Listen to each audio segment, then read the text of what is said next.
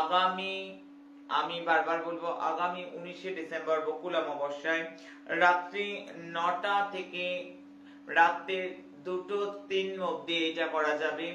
একটা একটা আমি বারবার করে বলবো, আমি একটা লাল লাল কালির পেন নিয়ে আমি একটা বক্স করতে বলবো। ওপরে লিখতে, একটা বক্সের মধ্যে লম্বা দুটো দাড়ি আর চওড়ায় দুটো দাড়ি, লম্বায় এরাম এরাম, চওড়ায় এরাম এরাম। লম্বায় একদম বাঁদিকের ঘরে ওপরে 27, তলায় 22, তার তলায় 23, মাঝের ঘরে 20, 24, 28, একেবারে ডান দিকের ঘরে 25, 26, 21।